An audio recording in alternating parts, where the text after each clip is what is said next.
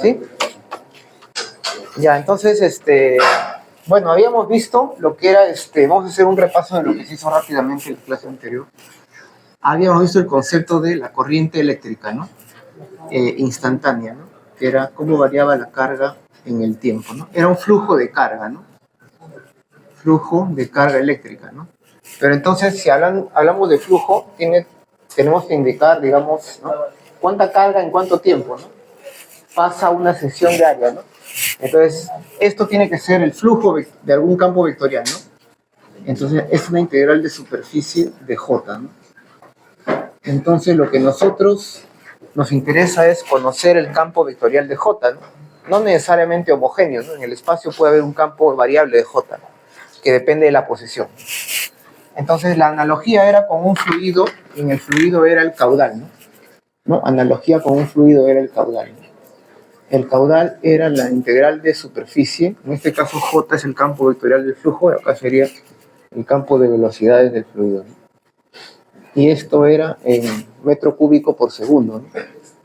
O sea, cuánto volumen de agua en la unidad de tiempo pasa en un río, por ejemplo, ¿no?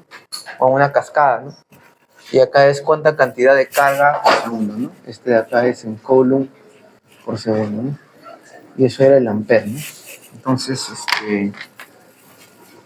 bien, entonces nosotros habíamos visto lo que era un pequeño modelo microscópico, ¿no? Para intentar entender qué es lo que está ocurriendo, ¿no? Entonces lo que decíamos es de que en una porción de un cable, ¿no? Digamos, o un sistema, ¿no? Donde hay J, ¿no? ¿No? Digamos, de cierta sección transversal A, área A, de sección transversal. Entonces lo que ocurre es que si pasa corriente por acá es porque existe un J, ¿no? Este J entonces era la corriente por unidad de área, ¿no? Y esto era igual haciendo un modelo, ¿no? Analizando una pequeña porción, ¿no? En delta de X hay un promedio, ¿no? En un tiempo era una velocidad promedio de arrastre por un tiempo, ¿no? Entonces es como si a nivel macroscópico todos los portadores de carga se movieran a una velocidad de arrastre promedio v sub d. Lo cual no es verdad, porque cada portador tiene un comportamiento muy complejo y aleatorio, ¿no? Pero aproximadamente a nivel macroscópico es como si todos se movieran con una velocidad promedio de arrastre v sub d. ¿Se acuerdan v sub d de qué orden era? Era del orden de 10 a la menos 4, ¿no? Metros por segundo. O sea que era muy pequeña, ¿no? De manera que cuando uno enciende un interruptor, ¿no? Y se enciende la batería, por ejemplo, o un foquito, ¿no? Entonces toma un tiempo, ¿no? Aquí, por ejemplo, no es que el electrón salió de la batería y llegó hasta acá, ¿no? Sino que ya los que están en el filamento son los que sienten un campo que se establece, ¿no? Un campo que se establece en el cable, ¿no? Entonces vamos a ver ahora luego cómo se puede establecer un campo en el cable. O sea, para que exista un campo eléctrico dentro del conductor, esto tiene que estar en no equilibrio, ¿se acuerdan? Y cómo es que este campo es el que mueve cargas y como consecuencia, o sea, como es una causa, ¿no? Y como efecto aparece un J, ¿no? Y para un material lineal óhmico tiene esta relación, ¿no? Porque para un aislante no aparecía J, sino aparecía un P, ¿se acuerdan? Que era Xe, ¿se acuerdan? Para un aislante aparece P y para un conductor aparece un J, ¿no? Porque hay electrones libres que pueden moverse, ¿no? Bueno, portadores de carga, ¿no? Sin embargo, los electrones en realidad se encuentran en un gas, ¿no? Es como si dentro, aleatoriamente, estos se movieran como partículas de un gas en la aproximación en que el electrón está casi libre, ¿no? Entonces, el metal tiene átomos lo suficientemente grandes de manera que el electrón de un átomo, ¿no? Puede saltar rápidamente a la nube electrónica del otro y moverse libremente, ¿no? Esa es la aproximación del gas de los electrones casi libres, pero en general lo que sucede es de que acá tenemos orbitales que tienen un traslape. Entonces eso le da probabilidad de salto al electrón de un sitio a otro. Entonces esto se conocía como un gas de electrones o gas de Fermi, ¿no? Y ustedes saben que en un gas las partículas tienen una velocidad raíz cuadrática media, ¿no? Proporcional a la raíz de la temperatura, ¿no? Y acá la velocidad raíz cuadrática media es llamada la velocidad de Fermi del gas, que es del orden de 10 a la 6. Entonces fíjense que es mucho más grande, ¿sí o no? es mucho mayor que la velocidad de arrastre, pero como es totalmente aleatoria, o sea, su valor medio de la velocidad es cero como en un gas, entonces no se mueve. A nivel macroscópico es como que nada se mueve. Pero a nivel microscópico está efectuando un movimiento totalmente aleatorio sin moverse efectivamente, ¿no? Mientras que cuando hay un campo, esto sí se va a mover con cierta deriva o tendencia, ¿no? Por eso es el drift, ¿no? Tendencia, ¿no?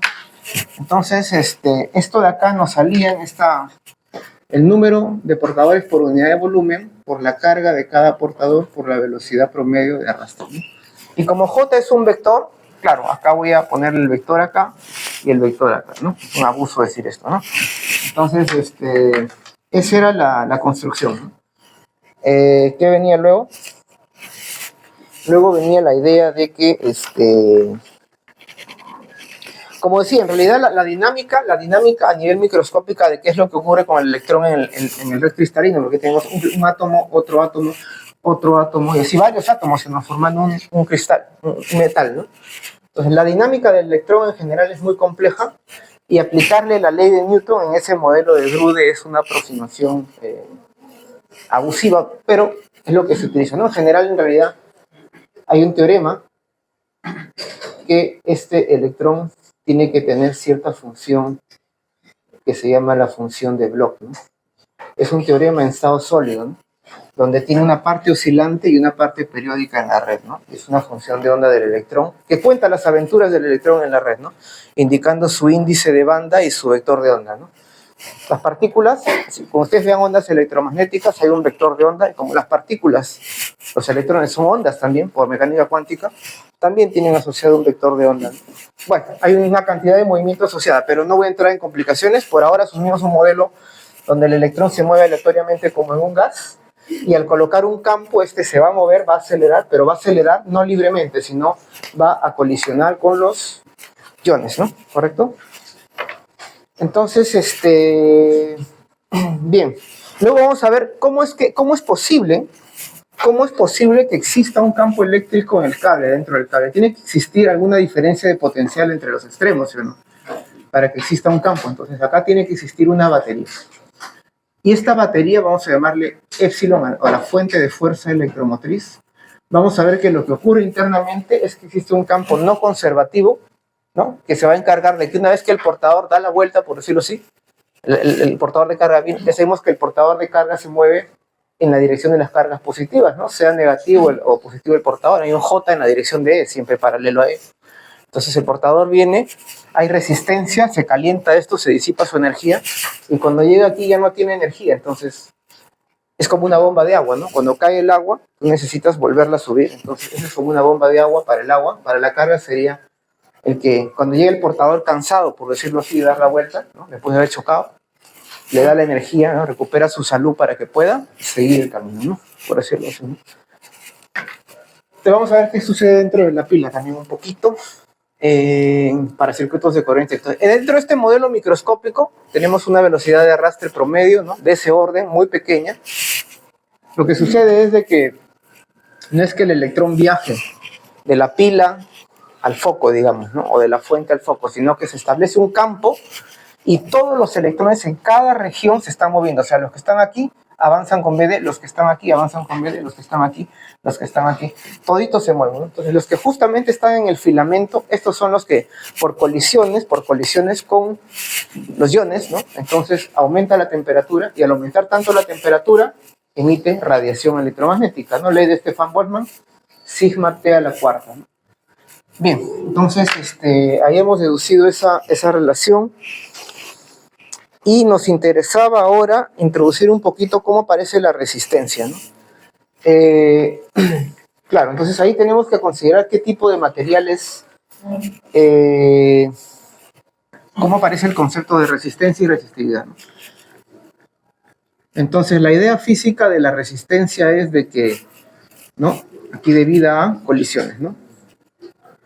Debido a colisiones, ¿no? Es que el electrón en su recorrido se encuentra colisionando con los iones, y al colisionar entonces estos absorben energía y empiezan a vibrar y vibrar más. Y al vibrar más aumenta su energía cinética promedio. Y por un teorema de termodinámica, la energía cinética promedio por grado de libertad es 1/2 de K Boltzmann T, ¿no? Así, por ejemplo, cuando ustedes tienen un gas, ¿no? ¿cuál era el CB de un gas ideal, ¿no? Era 3 medios de R, si no me equivoco, cuando es el monoatómico, ¿no? Pero luego era 5 medios en el diatómico y luego era 7 medios cuando se excitan vibraciones, ¿no? O sea, a medida que aumentas la temperatura, recién se excitan estos grados de libertad. Entonces, ¿qué sucede aquí? ¿Por qué era 3 medios de NK Boltzmann, si quieres, ¿no? O NR, ¿no? O de R, bueno. ¿Por qué era 3 medios? Porque acuérdate que U era 3 medios de NKT, ¿no? Esto era del conjunto, ¿no? Entonces, si lo divides por N, entonces por molécula tienes 3 medios. Pero cada molécula tiene 3 grados de libertad, ¿no? Tres posiciones, ¿no? Entonces, por grado de libertad es un medio KT. Para la diatómica tienes 5 medios KT por cada molécula y para cuando hay vibraciones tienes... va a depender de qué tan compleja sea la molécula y qué tantos grados de libertad tenga, ¿no? Pero es una propiedad, ¿no? Entonces, al vibrar los iones de la red aumenta la temperatura, ¿no? Porque eso es un promedio, se ve de lejos que esto en promedio aumenta su energía térmica, su energía interna, ¿no? Entonces, lo que sucede es de que la resistencia actúa como si el electrón, ¿no? Se moviera en un fluido viscoso, ¿no? Había una resistencia, ¿no? Se moviera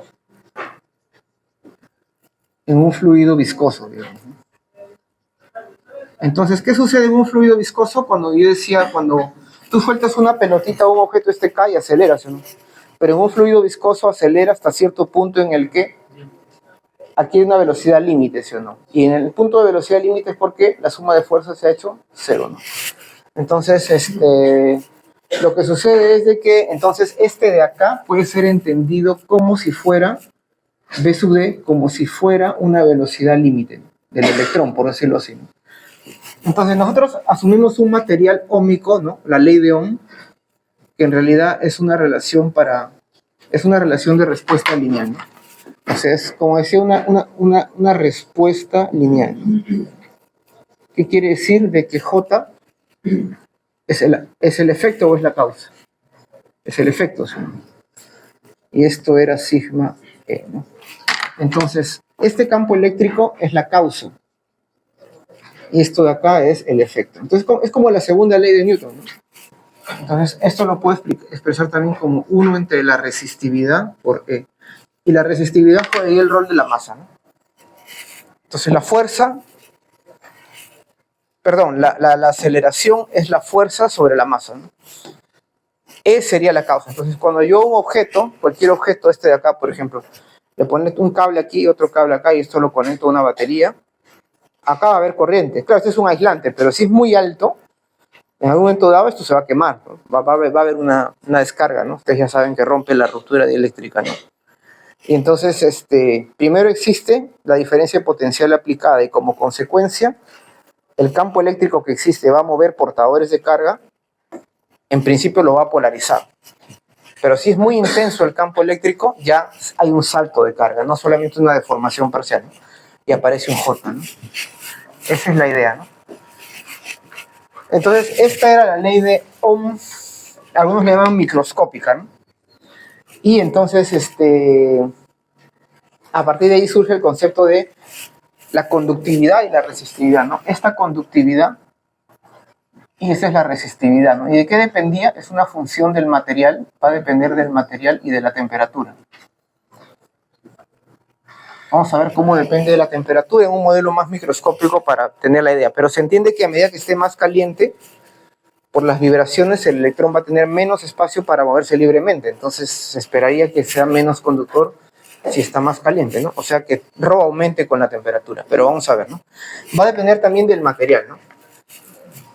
Entonces,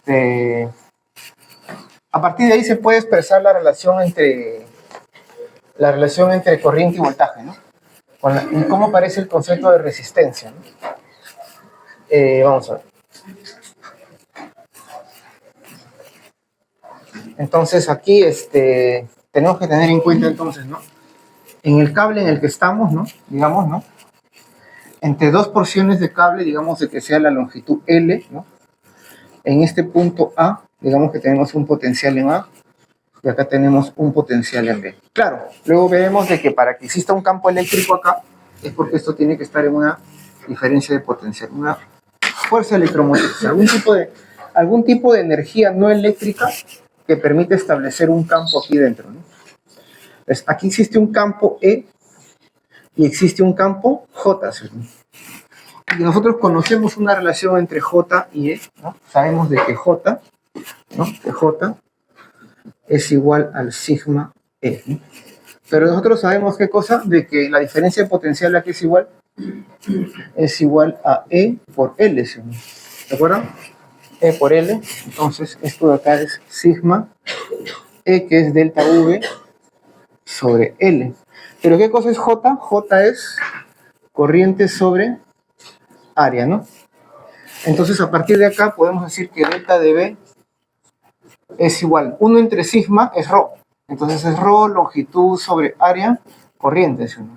Y entonces a esta de acá, que esa es la propiedad del objeto, de ese objeto, esto de acá era la resistencia, ¿no? Y esta era función de ¿qué? Del medio, o sea de ρ, del medio y la temperatura en la resistividad y de la geometría, ¿no? La longitud y el área, ¿no? Entonces yo variando la geometría puedo aumentar la resistividad del material, ¿no? Perdón, la resistencia. La resistividad es una propiedad del material, pero la resistencia es una propiedad del objeto. Entonces si yo tengo un cable delgado de área de sección transversal muy pequeña y muy largo, tendrá mayor resistencia, ¿sí o no?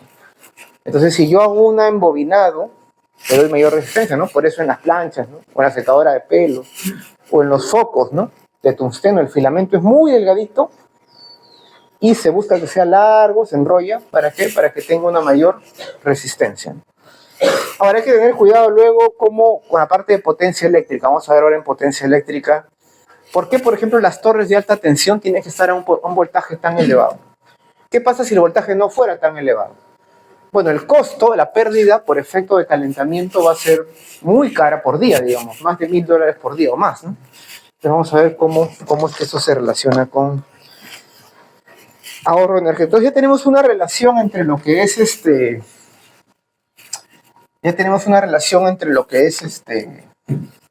perdón, aquí E es el gradiente de potencial, ¿no? Delta de V sobre L. Ya tenemos una relación entre... Aquí igualito, ¿no? Delta de V es causa o es efecto. Yo coloco un delta de V y después aparece la corriente. Entonces, primero existe el delta de V, primero existe el campo y después existe J. No es que existen al mismo tiempo. Primero tiene que existir un campo, como consecuencia va a mover las cargas, va a aparecer, ¿no? Y como consecuencia aparece J, ¿no? Entonces es una ley causa-efecto, tenemos una relación de que R, podemos expresar de acá, R es delta de V sobre I. Entonces, como sabemos que este delta de V es causa y corriente es efecto, entonces primero tenemos que aplicar delta de V, ¿no? Entonces para construir lo que es una curva característica, ¿no? Que también es un experimento, ¿no? Que se llama la curva característica voltaje, corriente o corriente-voltaje, ¿no? Donde lo que analizamos es aplicando a un material una diferencia de potencial V, medimos cuánto mide la corriente, ¿no? Entonces nosotros tenemos puntos, ¿no? Para un voltaje medimos cierta corriente, ya está, marcamos. Para otro voltaje, otra corriente. Y así marcamos puntos. Y si el material es óhmico, entonces esto debería tender aproximadamente a una recta. Acá hay una desviación, ¿no? Pero entonces esta relación lineal, ¿no? Una relación lineal es típica de un material óhmico, ¿no? Para un material óhmico, ¿no? Que satisface la ley de Ohm. Entonces por acá también va a ser así, va a ser una recta, ¿no? Si yo invierto el potencial, simplemente la corriente cambia de dirección. Corriente negativa es que cambia de dirección. Es como que yo invierto acá, tengo acá un potencial de más a menos, la corriente va de más a menos potencial. Porque la corriente va en la dirección de J, en la dirección del campo, ¿no? Y el campo siempre va de más a menos. Pero si yo invierto acá la polaridad, ahora el campo va al revés, ¿no? Y la corriente va al revés. Si yo invierto la polaridad, la corriente va al revés. Pero ¿qué pasaba, por ejemplo, en un material no óhmico como el diodo de juntura, ¿no? Era algo así, ¿no? Entonces, ¿qué sucede? Que aquí la pendiente, por ejemplo, es 0, ¿no? Acá la resistencia prácticamente en este punto, la resistencia, ¿cómo era aproximadamente? Infinito, ¿no? Porque sería delta de B sobre I. Delta de B de por sí, el voltaje aquí es pequeño, tiende a pegarse esto, ¿no? Yo voy en cuanto a la pendiente. La pendiente de esto tiende a ser la pendiente 0, ¿sí? Y la inversa de la pendiente es la resistencia. Por ejemplo, en este punto, ¿cuánto sería la resistencia? En este punto 1 y en este punto 2. En este punto 1, ¿cuál sería la resistencia? La resistencia en 1 sería, la resistencia sería B sobre I. O sea, la inversa de la pendiente, ¿sí o no? 1 sobre la pendiente, digamos, ¿no? ¿Y cuánto sería la resistencia en este punto de acá? Sería 1 sobre la pendiente, pendiente 1, pendiente 2. ¿Cuál es mayor la pendiente? ¿Esta de acá o esta de acá? Las dos tienen mayor pendiente, ¿no? De manera que las dos tienen menor resistencia, ¿no? Entonces acá se ve de que R2 es menor que R1. Entonces quiere decir de que a medida que aumenta el voltaje en esta curva, la resistencia aumenta, de manera que la corriente sube muy rápidamente, ¿no? Entonces cuando uno mide el diodo, por ejemplo, y sube el voltaje, hay que tener cuidado porque la corriente aumenta muy rápido, ¿no? Y entonces se puede quemar el diodo. La corriente es muy alta, entonces se va, por efecto de calentamiento, ¿no? Se va a quemar. Y si le inviertes la polaridad, la resistencia se hace infinita, de manera que no pasa corriente. O sea que en este diodo solamente pasa corriente en una dirección de polaridad. Si cambias la polaridad, ya no. Entonces es un rectificador, ¿no? Entonces el diodo es un rectificador, ¿no? Que está basado en semiconductores, ¿no? ¿Cómo se llama? Semiconductores tienen otro comportamiento luego de la resistividad con la temperatura, como se ve, ¿no? Como se vio, ¿no? Bueno, eso es parte de un laboratorio también, si no me equivoco. Entonces, ahora sí vamos a ver lo que es el modelo de Drude. El que hemos visto también, ¿no? El modelo de Drude, que era una aproximación de aplicar la segunda ley de Newton al electrón en el material, ¿no? Entonces, dentro de este modelo, se asume lo que ya tenemos, ¿no? Ya tenemos todos los ingredientes, ¿ya, ¿no? Queremos encontrar alguna expresión de ρ o de sigma de parámetros más microscópicos del medio y la temperatura, ¿no? Entonces, en este modelo de Drude,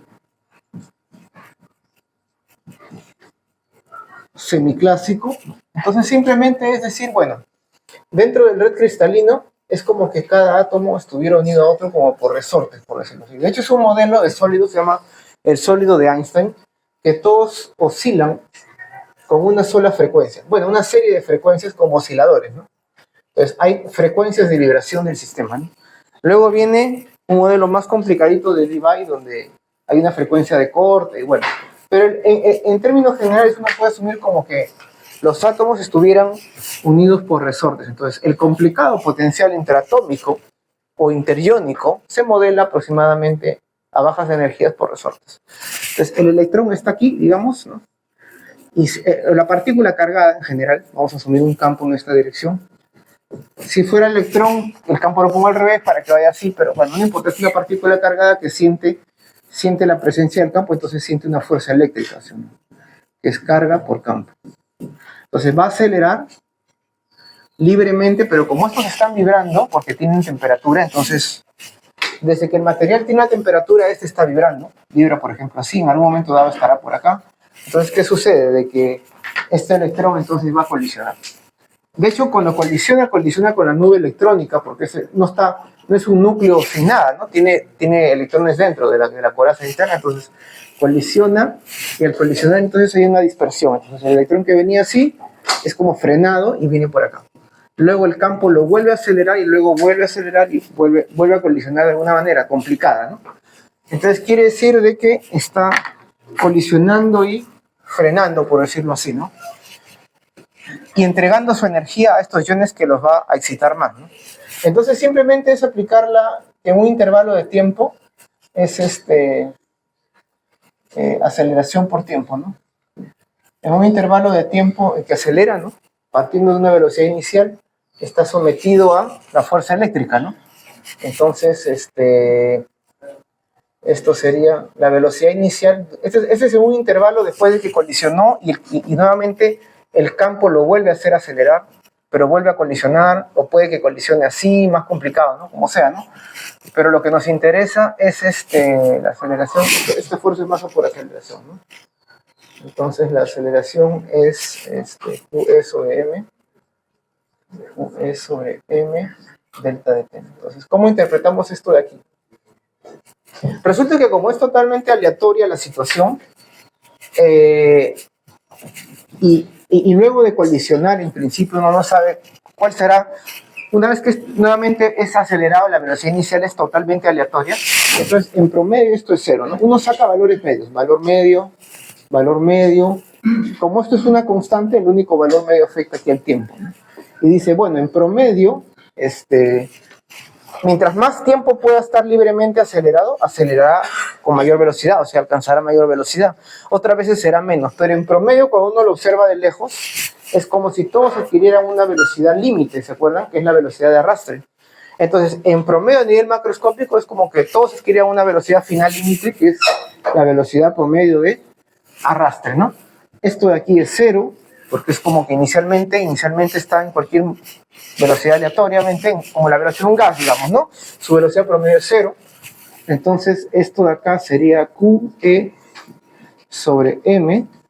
Y este tiempo promedio a veces pues avanzará más, a veces menos, ¿no? Dependiendo, ¿no? A veces, mientras más avance, pues será mejor, acelerará más, pero es un promedio que le llamamos tau, que es el tiempo promedio entre colisiones, ¿no? Entonces colisiona, luego que colisiona vuelve a ser acelerado, ¿no? Y así. Y en cada colisión el electrón entrega su energía y momento al ion y lo hace vibrar, ¿no? Entonces incrementa su energía cinética promedio y por lo tanto su temperatura, ¿no? Del sistema, ¿no? Bien, entonces a partir de acá, como nosotros ya tenemos todo, tenemos J igual sigma E, material óhmico, tenemos además que J es NQVD, y nosotros tenemos VD, ¿no? Entonces tenemos NQ cuadrado sobre M tau E. Y esto de acá, ¿qué cosa es? Es sigma. Entonces tenemos una expresión para sigma que dependía del material, o sea, del medio, y de la temperatura de alguna forma, porque es una cantidad termodinámica, tendrá alguna ecuación de estado. Así como hemos dicho que acá la susceptibilidad también dependía de la temperatura, ¿no? Decíamos que con la temperatura era más difícil alinear dipolos, ¿no? De manera que se espera que disminuya la susceptibilidad eléctrica con la temperatura. Aquí se ve, por ejemplo, qué es lo que sucede, ¿no? ¿Cómo podríamos aquí entender esa expresión? A ver. Entonces tenemos de que sigma, la conductividad es N, la densidad de portadores, o sea, por unidad de volumen, la carga al cuadrado, la masa del portador, la masa del electrón, digamos, o sea, la carga del electrón, y acá viene un tau. Entonces, aquí, claro, y esto es 1 sobre ρ, ¿no? La resistividad. Bien. Entonces, aquí, ¿cómo entendemos esto de acá? ¿De qué depende la densidad? La densidad depende del material, ¿no? La densidad electrónica. Por ejemplo, en el cobre, cada átomo de cobre aportaría un electroncito. De manera que la densidad electrónica es la densidad de átomos de cobre. La carga y la masa son del electrón. O sea, eso no va a mover. Entonces, ¿dónde entraría la temperatura? Si yo digo que esto depende de la temperatura, ¿dónde entraría la temperatura? ¿En N, en Q, en M o en tau? Solamente queda en tau, ¿sí? Porque ¿qué quiere decir que tau aumente? Tau aumenta si es que esto puede avanzar más sin chocarse, ¿no? Pero si la temperatura es más alta, esto se mueve más, entonces es como que está más traficado y le deja menos sitio libre. En cambio, si está más frío, se mueve menos y le deja la carretera libre, por decirlo al electrón. Entonces, si esto está muy frío, esto casi no se mueve y el electrón no tiene nadie que lo choque, pues, ¿no? Entonces, es esperado que sigma aumenta si tau aumenta, ¿no? ¿Qué quiere decir? Que la derivada parcial de tau respecto a la temperatura sería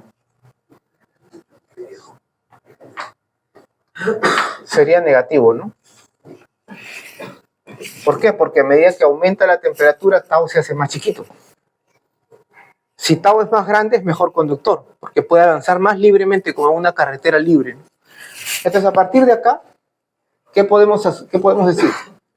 Que sigma aumenta si la temperatura disminuye. Si la temperatura disminuye, el tau aumenta y sigma aumenta. Pero ρ es al revés. A partir de acá, entonces, tenemos de que ρ, la derivada de ρ con la temperatura, es positivo.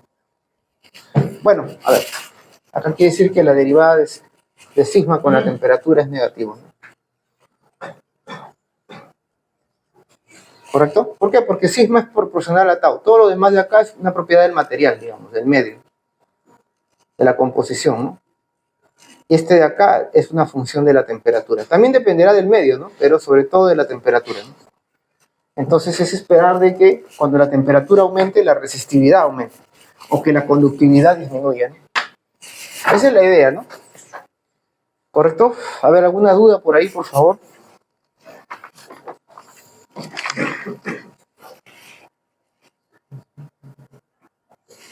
Entonces, a partir de ahí decimos, bueno, está bien, ρ, para un metal que cumple estas condiciones, o sea, que se puede hacer de este modelo, ¿qué quiere decir?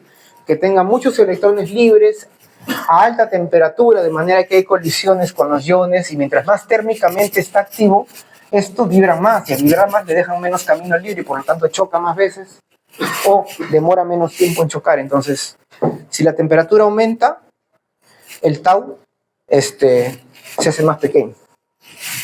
Y si el tau se hace más pequeño, el sigma disminuye y el ρ aumenta, ¿no? ¿Correcto? Esa es la idea, ¿no? Entonces, de ahí viene lo que es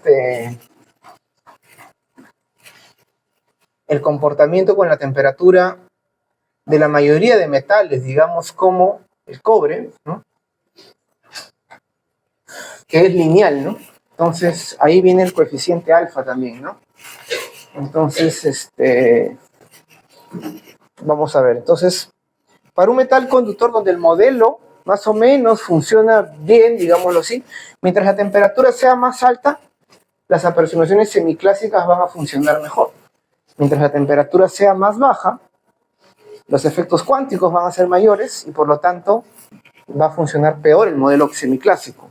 La temperatura más baja ya, la materia a temperatura cero se conoce como materia cuántica. Y la superconductividad es materia cuántica, pues, la superfluidez también, ¿no? Entonces ya ahí no podemos aplicar ninguna ley de Newton ni aproximación semiclásica.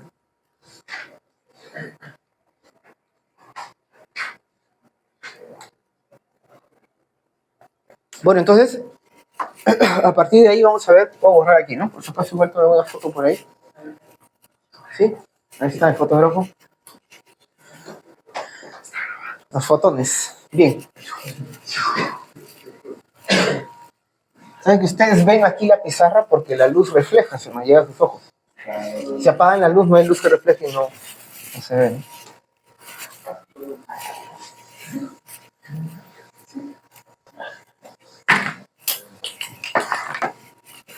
A ver, vamos a ver un ratito. Vamos a ver, entonces, ¿cómo dependería? Ya sabemos que la resistividad para un metal, ¿no? Para un metal, ¿no? Como el cobre, ¿no?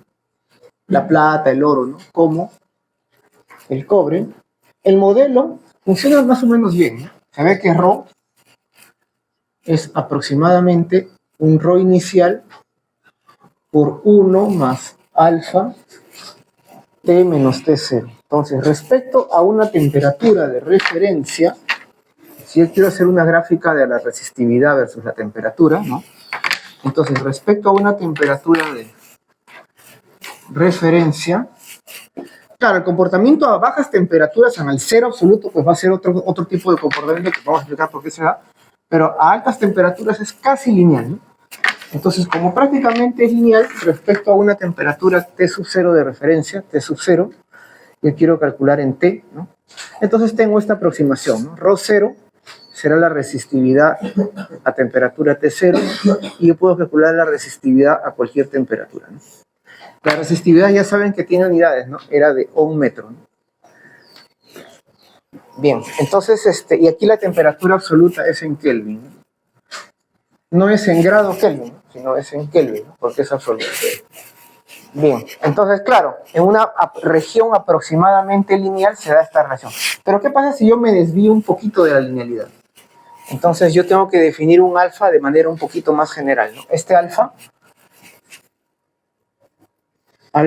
asumiendo que es una constante del material, va a ser 1 sobre ρ, bueno, en este caso es 1 sobre ρ0 delta de ρ sobre delta de t, ¿no? Pero en general, ¿no? Entonces el alfa es 1 entre ρ, y acá viene d ρ sobre dt. Es un problemita de cero, ¿no? Dice, en general, cuando no necesariamente hay un comportamiento lineal, entonces tenemos que integrar esta expresión, ¿no? Y esto de acá es rápido de integrar, ¿no? Porque la integral de d ρ sobre ρ es logaritmo, ¿no? Sale un exponencial, entonces ρ va a salir ρ0 e a la alfa delta de t, ¿no? Y esto aproximadamente aquí es igual. Esto es ρ0 por, y acá viene una serie de Taylor, ¿no? Sumatoria de k igual 0 a infinito de alfa delta de t a la k sobre k factorial, ¿no? Entonces, para 0 es 1, ¿no? Entonces, cuando la aproximación lineal sería esta de acá, ¿no? Pero acá puedes ir hasta términos de cuando esto es cuadrado, ¿no? Cúbico, ¿no? Entonces, ¿qué tanto se desvía de la linealidad, ¿no? Entonces, ahí se ve que esto es aproximadamente ρ0, ¿no? Por 1 más, y acá vendría alfa delta de t, un medio, ¿no? Más 1 entre 6, ¿no? Alfa delta de t al cubo más, ¿no? Así, ¿no? Más órdenes superiores, ¿no? De alfa delta de t a la cuarta. Entonces, si yo me desvío de la linealidad, ¿no? Estoy mal. Perdón, aquí es 1, ¿no? Y aquí sería cuadrado. Cuadrado. Y aquí sería órdenes de cúbico, ¿no? Entonces, lo que es pequeño es el alfa delta de t, ¿no? Entonces, para pequeñito, cuando es casi una recta, ahí puedo aproximar bien esa expresión. Entonces, ¿para qué nos serviría eso, no? Por ejemplo, ¿no? Si la resistividad depende de la temperatura, ¿qué quiere decir? De que la resistencia también depende de la temperatura, ¿sí? Entonces tenemos una ley, tipo ecuación de estado de ρ0 por 1 más alfa t menos t0, y como la resistencia es ρ por longitud sobre área, entonces la resistencia sigue la misma ley, ¿sí? R0 por 1 más alfa t menos t0. ¿Qué quiere decir? Que si nosotros conocemos el material, porque esto depende del material, y a cierta temperatura en un circuito eléctrico medimos una resistencia, cuando aumenta la temperatura, aumenta la resistencia. Entonces, midiendo la resistencia, de alguna manera eléctrica, ¿no? por ley de Ohm, midiendo corriente y voltaje, conociendo la resistencia, ¿qué podemos conocer? La temperatura, ¿sí? Es como una especie de transductor, ¿no? Cómo convertir una señal eléctrica en térmica y viceversa, como un termómetro, ¿no? Entonces permite medir temperaturas precisas a través del monitoreo de una resistencia, ¿no? Midiendo resistencias ya podemos tener temperaturas, ¿no? Bueno, entonces, ¿qué sucede? Para este metal como el cobre es que se cumple esta relación, ¿no? Sin embargo, ¿qué pasa a temperaturas muy bajas? A temperaturas muy bajas ya ese modelito del electrón que se mueve en la red y colisiona, y la colisión con el movimiento térmico ya no va a funcionar, porque como la temperatura tiende a cero y la energía térmica, acá, la energía por grado de libertad es un medio de K Boltzmann T, si T tiende a cero ya no hay energía térmica, por decirlo así, les ocurren otros fenómenos cuánticos, ¿no? Correlaciones cuánticas, como por ejemplo, dice, no, esta resistividad residual cerca del cero absoluto se debe a la colisión de electrones con impurezas e imperfecciones. Eso se llama desorden, ¿no? Y eso se denomina la localización de Anderson, ¿no? Por ejemplo, un electrón, que es una partícula, en realidad es una función de onda, es una onda, y las ondas tienen fenómenos de interferencia, difracción, ¿no? Y por este fenómeno ocurre de que el electrón queda localizado, ¿no? Y entonces, en vez de difundirse, en vez de avanzar, localiza, ya no conduce, es un aislante de Anderson, por ejemplo, ¿no? O correlaciones entre electrones, ¿no? En un modelo de Hubbard donde se conoce como el aislante de Mott, ¿no? Entonces, por ejemplo, Anderson y Mott ganaron juntos el premio Nobel por ese tipo de sistemas, ¿no? Son fases electrónicas, ¿no? Cuánticas, ¿no? Aislantes cuánticos, por decirlo así, ¿no? Entonces, Bueno, ahora, ¿qué sucede cuando el alfa es negativo? Si el alfa es negativo, disminuye, ¿sí o no? Entonces, eso ocurre en un semiconductor, ¿no? Lo que estaba mencionando, ¿no? En un semiconductor,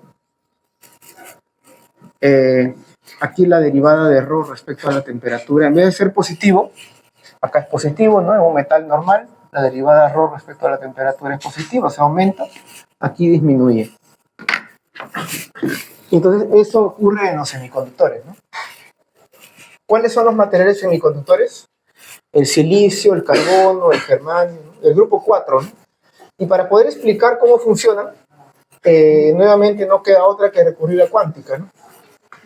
¿Por qué? Porque para explicar lo que sucede en un semiconductor internamente es de que lo que sucede es de que en su diagrama de energías del sistema, una relación de dispersión se llama, tenemos dos bandas, ¿no? Una banda de conducción y una banda de valencia. Entonces, ¿qué sucede? Que por excitación térmica, un electrón, cuando la banda de valencia está llena, es un aislante, acá tenemos un gap. Para un aislante este gap es grande, para un semiconductor es más pequeño. Entonces, ¿qué sucede? Por una excitación térmica, un electrón de aquí salta y está aquí libre para conducir. Y acá deja un hueco. Un hueco es como un electrón positivo. Entonces, bajo un campo, este se va a mover para acá y este se va a mover para acá. Pero ambos contribuyen a J, ¿no? Si este se mueve para acá, ¿para dónde apunta J? Para acá, ¿sí? Y el de acá se mueve para acá, ¿para dónde apunta J? Para acá también, ¿sí? Entonces, tanto electrones como huecos contribuyen a la corriente. Entonces, acá lo que ocurre es de que existe una probabilidad, que la probabilidad es del orden de la variación de energía sobre K Boltzmann T. Entonces, ¿y qué sucede cuando se dopa el semiconductor, sea con boro o con fósforo? Tenemos en un caso un semiconductor tipo P, donde la mayoría de portadores son huecos, ¿no? Y en el otro tipo N, donde la mayoría de portadores son electrones. Entonces aparece el semiconductor dopado, ¿no? Tipo P y tipo N, ¿no? Entonces se puede juntar. Ahí ocurren procesos a nivel de difusión y transporte, ¿no? A nivel de lo que está ocurriendo, tipo PN, o podríamos poner 1 más PNP. Aquí tenemos un transistor y aquí tendríamos un diodo, ¿no? Aquí o aquí tendríamos un diodo. Entonces, por una cuestión interna, ¿no? A nivel microscópico, procesos de difusión y transporte, lo que se conoce como física electrónica. Todo eso es un curso de física electrónica. Es que como se entiende cómo funcionan los semiconductores, ¿no? Para entender cómo funciona el diodo, el transistor, ¿no? Por ejemplo, ¿qué cosa es un LED? ¿Ustedes saben qué cosa es un LED? Es un poquito especial, ¿no? Se llama Light Emitting Diode, ¿no? Es un diodo emisor de luz, ¿no? Y ustedes saben que en la historia de LEDs, primero se hizo el LED rojo, o el verde, luego el verde, y faltaba el azul, ¿no? Y el azul demoró un montón, ¿no? ¿Han visto la historia? Hay una historia bien bonita.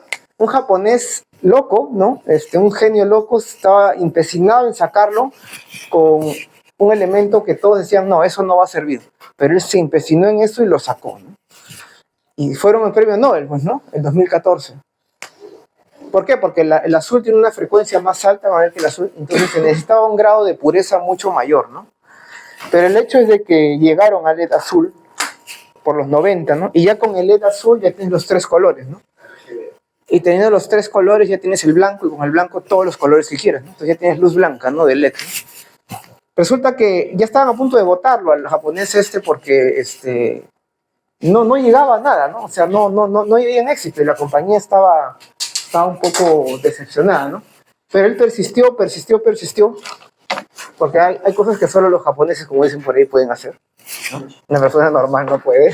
Entonces, el hombre, pues, lo hizo, ¿no? Y se volvió millonario, ¿no? Pero a pesar de eso, a la compañía, porque él se fue a trabajar a otro lado, a la compañía él la demandó, porque no le habían pagado lo que merecía, algo así. El hecho es que se volvieron súper millonarios los de la compañía, ¿no? Algo así, ¿no? Es interesante la historia, por ahí lo encontré, voy a enviar un link de YouTube del LED azul, ¿no? Entonces, claro, ahora se utiliza pues el LED porque te ahorra energía, ¿no? Pero es un diodo, ¿no? O sea que en una dirección conduce, ¿no? Y la otra no, ¿no? Conduce y emite luz, ¿no? Pero los procesos a nivel microscópico de cómo funciona el semiconductor son puramente cuánticos, ¿no? O sea, sin cuántica no se puede entender, ¿no? Y el transistor también es cuántico, ¿no? ¿Y eso fue qué cosa?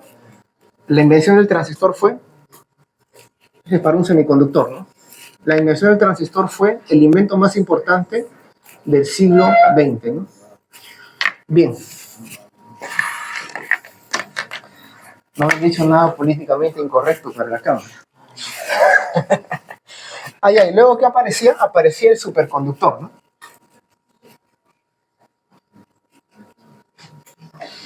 Entonces, ¿qué pasaba en un superconductor? Se convertía con un metal a altas temperaturas, ¿no? Pero había un punto en el cual caía a cero, ¿no? Este punto, esta era una temperatura crítica, ¿no? A la cual la resistividad caía a cero. Y por lo tanto la resistencia, bueno, voy a poner resistividad o resistencia también, caía a cero, ¿no? Y inicialmente quien trabajó con esto en el mercurio fue Onnes, ¿no? Carmen Lynn Onnes, ¿no? En 1911, imagínense, ¿no? Entonces descubren de que lo que ocurre ahí es una transición de fase, porque como digo, a temperaturas bajas los efectos cuánticos tienden a prevalecer, ¿no? Entonces, si bien es cierto los electrones entre ellos se repelen, ¿no? Lo que sucede es a nivel microscópico que estos electrones, forman un par, se llama pares de Cooper, ¿no? Y estos pares, en vez de comportarse como electrones, o sea, todos estos pares de Coopers se comportan como, no fermiones, sino bosones, y tienden a estar juntos, como en un superfluido. Es como el helio, el gas helio. Cuando el helio se enfría a temperaturas tan bajas, se licúa, ¿no? Pasa a un líquido, pero más bajas, también hay un punto crítico en el que se convierte en un superfluido, es un fluido sin fricción. ¿Por qué? Por su comportamiento cuántico de la estadística de los bosones, se llama, ¿no? Entonces esos pares de Cooper conducen sin fricción, ¿no? Y sabemos que la resistividad, esas colisiones actúan como una fricción, ¿sí, no? Que le lleva al electrón a tener una velocidad límite, por decirlo así, ¿no? Al portador, ¿no? Entonces, a nivel microscópico ese sería el origen de la superconductividad, ¿no? Y había mencionado dos teorías más importantes que fueron Landau-Ginzburg, termodinámica, y BCS, ¿no? Bardeen-Cooper-Schrieffer, más fundamental, ¿no? Pero ya los experimentos venían desde Onnes con mercurio, ¿no? Y bueno, claro, hoy en día hay los cupratos, ¿no? Estos de acá son cerámicas, no son metales, sino son cerámicas, donde hay un cobre ahí de por medio, ¿no? Los cupratos son superconductores a altas temperaturas, ¿no? Claro, el valor de la temperatura crítica depende de la composición química, la presión, la estructura molecular, ¿no? Y acá hay una observación interesante, ¿no? Que los metales como el cobre, la plata, el oro, que son grandes, muy buenos conductores, no exhiben la superconductividad. O sea, no es que todos, ¿no? Va a depender del... Aquí están las tablas de superconductores, digamos, los que exhiben el fenómeno, ¿no? Y la temperatura que imagínense, esta temperatura tan baja, de 4 Kelvin.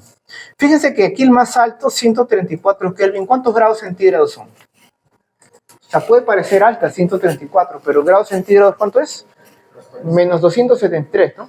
O sea, menos 100 grados centígrados. O sea, de todas maneras es muy bajo, ¿no? Y siempre, digamos, un problema que han tenido los físicos, los ingenieros, ha sido cómo generar entornos de temperaturas más bajas. Porque es costoso mantener temperaturas bajas, ¿no? ¿Para qué? Para poder exhibir esta materia cuántica, ¿no? Ese fenómeno, por ejemplo, superfluidez, la superconductividad, ¿no? Bueno, claro, obviamente si la resistencia es cero, una vez que aplicas una diferencia de potencial, el portador se va a mover y no va a frenar, ¿no? Es como si esto de acá yo lo lanzara sin fricción. Sin fricción esto va a seguir, ¿sí o no? Va a seguir. Es algo así, ¿no? Lo lanzas y va a seguir sin fricción, ¿no? Es análogo, ¿no? Entonces, bueno, aplicaciones tecnológicas es lo que uno busca, ¿no? Como decían, los semiconductores, ¿no? Los chips, los transistores, los diodos, ¿no? Aplicación tecnológica de los superconductores serían los imanes superconductores, ¿no? Para usar, por ejemplo, para la resonancia magnética nuclear, ¿no? En las clínicas, los hospitales, en los aceleradores de partículas, ¿no? Que son campos magnéticos muy intensos. Es otro, por ejemplo, otro problema, ¿no? Que siempre se buscaba, cómo buscar campos magnéticos más intensos, ¿no? Imágenes por resonancia magnética, ¿no? ¿No? Ustedes saben una resonancia magnética para poder ver internamente lo que ocurre, tejidos, ¿no? Tejidos blandos, ¿no? Rayos X es para huesos, ¿no? Tejidos duros, ¿no?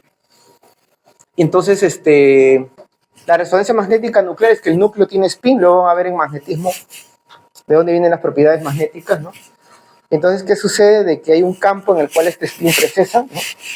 Y se aplica un campo perpendicular que se hace rotar. Entonces, en algún momento dado, este spin que está así, da la vuelta.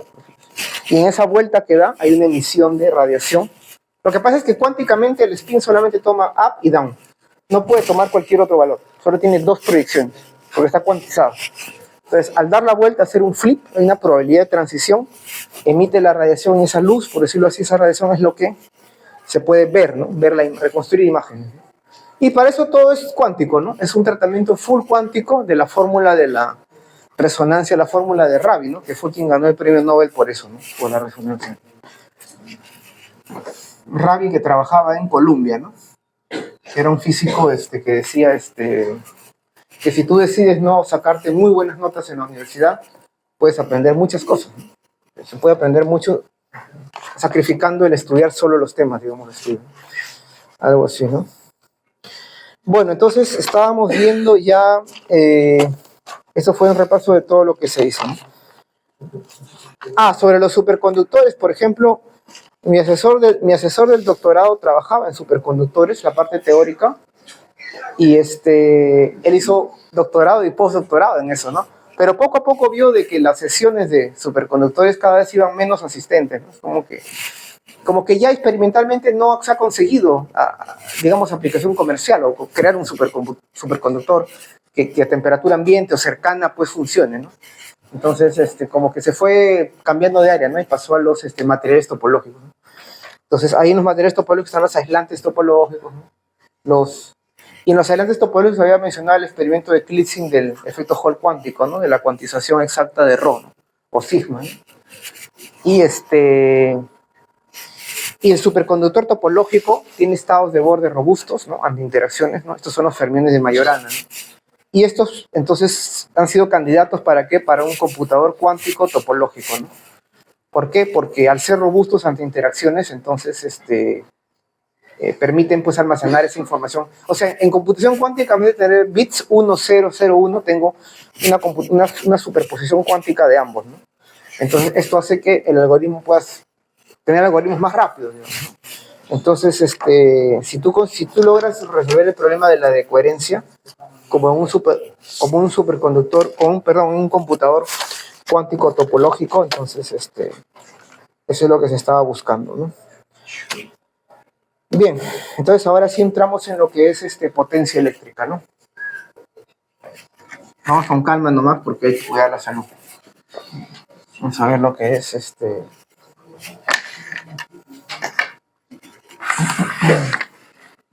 Bueno, entonces potencia eléctrica. Y ya luego los circuitos de corriente directa, ¿no? Ya, entonces potencia, ustedes saben que potencia es trabajo por unidad de tiempo, ¿no? Decimos, si hay una fuerza constante aplicada a un móvil, ¿no? A cierta velocidad, ¿cuál es la potencia? F.b.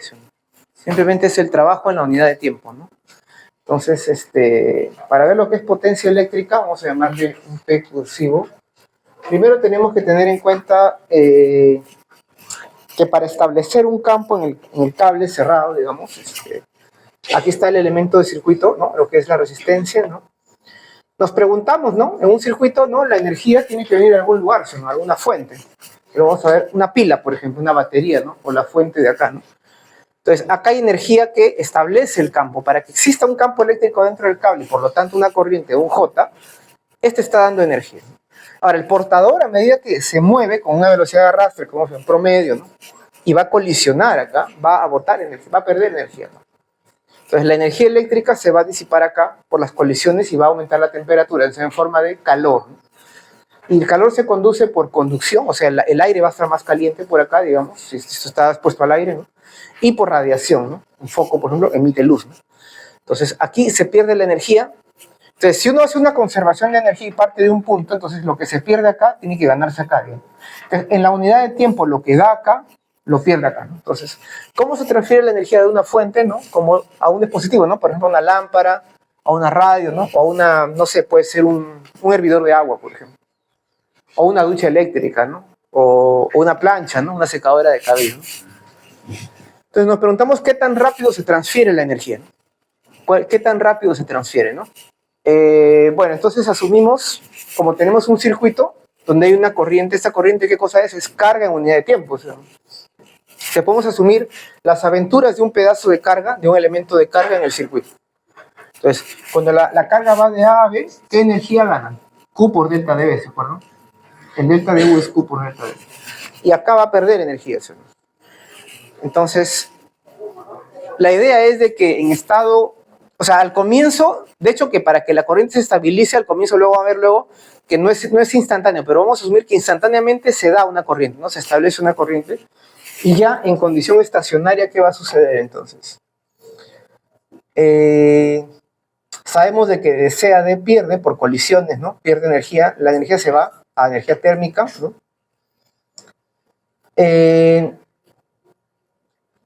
Y cuando la carga regresa al punto A es como que ya perdió su energía y la batería le da energía para que continúe el camino, por decirlo así. Es como una bomba en el agua, ¿no? El agua cae y esta es la bomba que vuelve a subir el agua para que vuelva a caer, ¿no? Algo así, ¿no? ¿Hasta cuándo? Hasta que se acabe la pila, claro, ¿no? Entonces, ¿qué sucede aquí? La temperatura del resistor aumenta, ya sabemos por qué, ¿no? Por las colisiones, y emite radiación, ¿no? Radiación térmica, ¿no?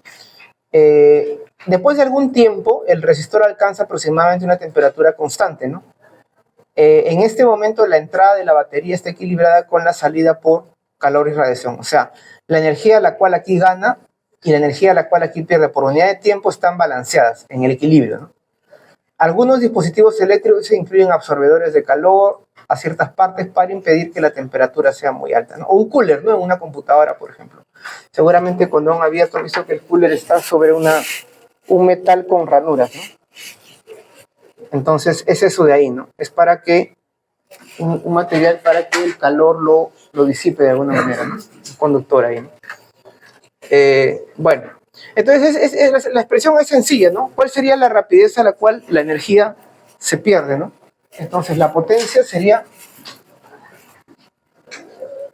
la rapidez a la cual la energía se pierde, ¿no? Entonces estamos asumiendo un circuito, ¿no?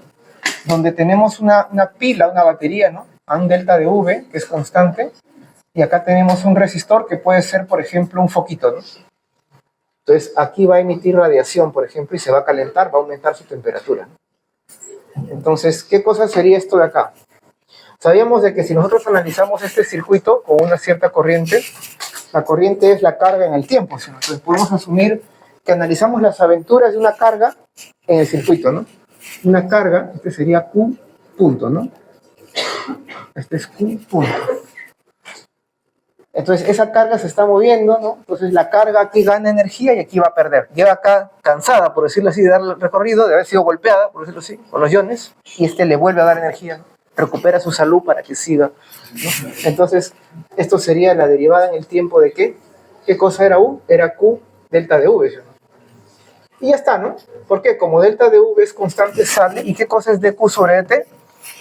Es I, ¿no? Y ya está, entonces tenemos que la potencia eléctrica sería, vamos a poner delta de V como V nada más, por I, pero V es I por R, ¿no? O sea, I cuadrado R. ¿Y eso qué es igual?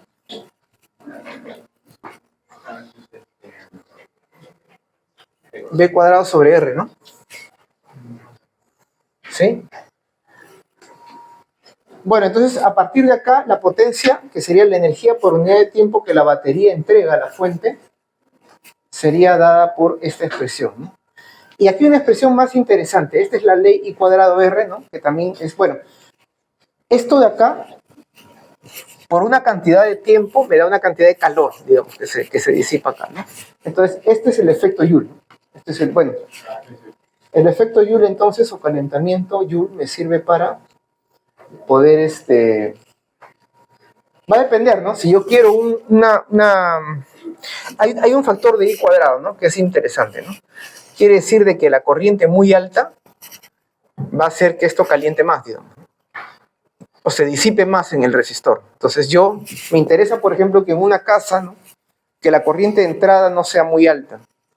Entonces, para eso, no puedo, por ejemplo, en un extensor, colocar muchas entradas, ¿no? Porque cada una jala corriente y se van a sumar. Y si la corriente es muy alta, entonces va a haber mucha energía en el tiempo, ¿no? Que puede causar un incendio, pues, ¿no? Por eso se usa una llave térmica, ¿no? O un fusible, ¿no? Por ejemplo, si instalas una ducha eléctrica, te instalan una llave térmica, ¿no? Si la corriente sube mucho, inmediatamente se apaga, ¿no? Para evitar que caliente mucho, ¿no? Entonces puede haber algún incendio, ¿no? Bien, ¿qué iba a decir ahora? ¿Perdón? Dime, normal. La salud. La salud, sí, no, ¿alguna pregunta, por favor? ¿Alguna pregunta? Está muy sencillo, muy complicado. Ya, lo que yo quería ver era una aplicación para entender cómo... O sea, imagínense una torre de alta tensión, ¿no? De alguna central hidroeléctrica o central geotérmica o planta nuclear, lo que sea. Se tiene energía que se ha transformado, ¿no? Por ejemplo, de la caída de agua gira, ¿no? En una turbina, por ley de Faraday de inducción. Eso se genera en corriente eléctrica. Yo necesito subir a alto voltaje y enviarla a alto voltaje hacia las casas, ¿no? Hacia las ciudades, ¿no? En una línea de transmisión.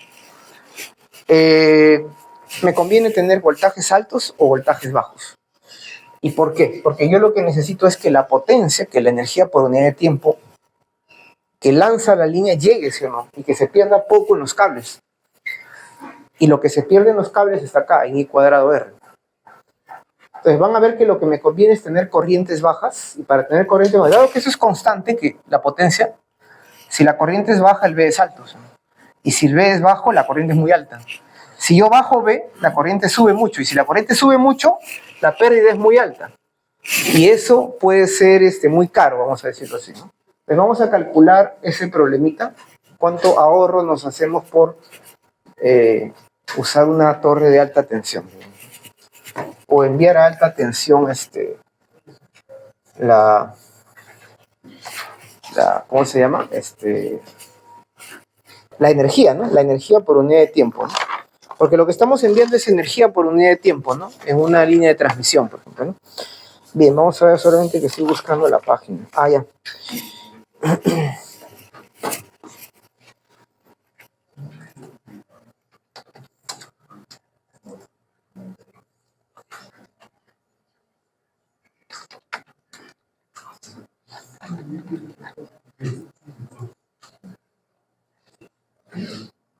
Lo que pasa es que el kilowatt hora tiene un costo, digamos, ¿no? Por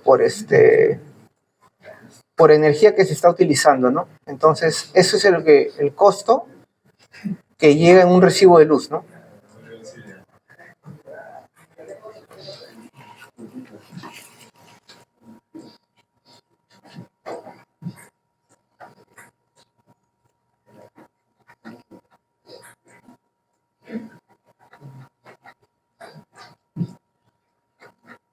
¿Dónde está? Se me perdió. 941.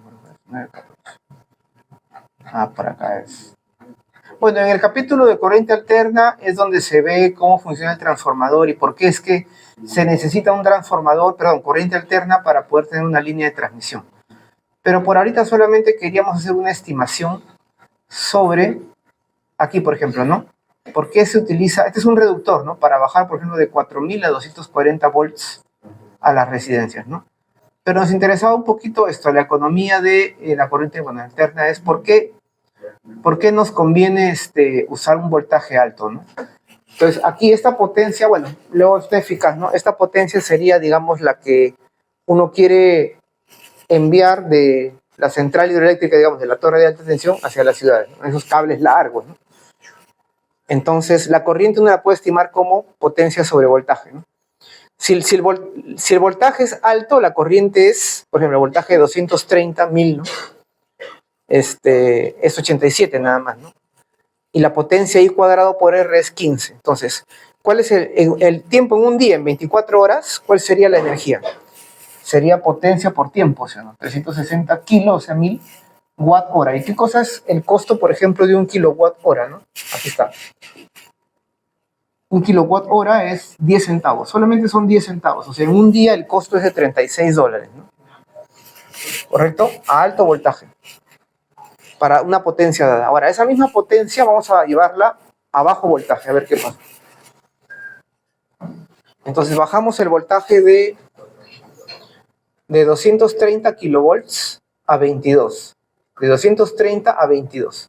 Si no subimos el voltaje después de que se tiene energía después de la central hidroeléctrica, hay que llevarla a alta tensión y lanzar la alta tensión, la energía. Llevarla. ¿Por qué?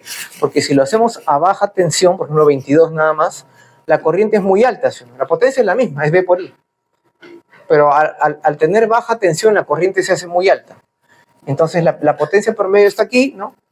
Y el tiempo, o sea, la energía en un día sale 4.1 por 10 a la cuarta y el costo sale 4.1 10 al cubo, o sea, 4.000, ¿no? Entonces se ve que es bastante, ¿no? Dinero, ¿no? Entonces de $36 por día a 230 kilovolts a $4.000 por día a 22 kilovolts, ¿no? Entonces por eso es importante enviar la energía en una línea de transmisión a alto voltaje o bajo voltaje. A alto voltaje para que la corriente sea baja y por la ley I cuadrado R las pérdidas en el resistor sean menos, ¿no? Porque es un I cuadrado. Si la corriente es muy alta me va a dar mucha pérdida. Por eso uno busca corrientes bajas, ¿no? O sea, que la corriente no sea muy alta, ¿no? Esa era la idea, ¿no? Vamos a ver dónde estamos.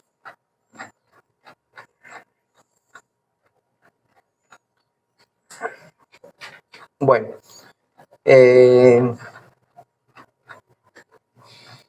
bien. Entonces, esa era la idea, ¿no? La corriente alta en un resistor no me conviene porque va a calentar mucho, por decirlo así, ¿no? Entonces, ¿qué quiere decir en una línea de transmisión? No, para no salir un poquito del ejemplo, ¿no? En la línea de transmisión, que está al comienzo, ¿no? Esos cables, ¿no? Digamos, tienes una torre de alta tensión y tienes cables largos, ¿no? Entonces, ¿qué sucede?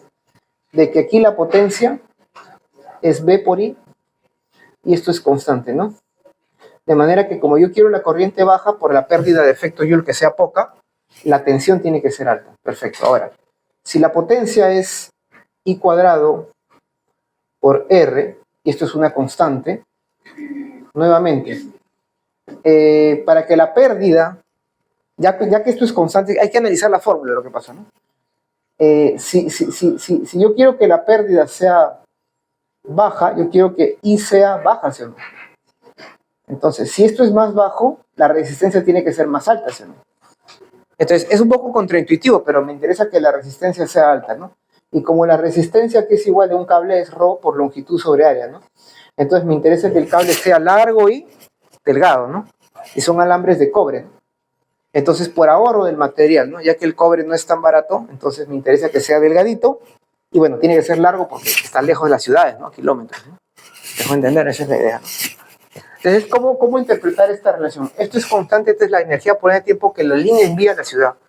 Pero si yo la envío a voltaje bajo, la corriente es muy alta y esto es mucha pérdida en efecto Joule. Si yo la envío a voltaje alto, la corriente cae, esto se hace menor. Pero como esto sigue siendo una constante, entonces si la corriente cae, la resistencia, quiero que sea grande también, ¿sí? Entonces la resistencia grande implica cables largos y delgados, ¿no? Esa es la idea, ¿no? Bien, para ahorrar el cobre, ¿no? Para ahorrar Bien, vamos a ver entonces, Ya, por ejemplo, aquí en este problema, ¿no? Dice, de los dos focos que se muestran, clasifique los valores de corriente, de mayor a menor, ¿no? ¿Cómo sería? A ver, se supone que esta batería entrega una corriente, ¿no? La corriente es como el caudal, ¿no? Es como un río, digamos, y aquí se divide en dos, ¿no? Entonces, si acá va un I1 y acá un I2, la suma tiene que ser la que llega, ¿sí? Por unidad de tiempo, ¿no? Entonces, si acá sale I, digamos, bautiza la de B a A como I, de C a D ponle I1 y de acá ponle I2. Entonces, ¿cuál es mayor que todas? Obviamente la que sale de acá, porque se descompone, si no, estos son menores. Ahora, ¿cuál es mayor, la de 30 o la de 60? La potencia es B por I, y B es constante, ¿no? Es delta de B. Entonces, a mayor potencia, mayor corriente o menor corriente. Mayor corriente, ¿sí o no? Porque B es constante. Entonces, ¿dónde hay mayor corriente? ¿De CD o en EF? Si B es constante, y la potencia 60 watts es BI y acá 30 watts es BI. Entonces acá I es mayor. ¿Sí? Entonces I1 es mayor que I2 y la de acá es mayor que las dos. Entonces la mayor es BA, la corriente BA es mayor que la de acá y esta mayor que la de acá. Eso sería, ¿no? Entonces el foco que brilla más, por decirlo así, es el más potente, ¿no? ¿Correcto? Ese sería la idea.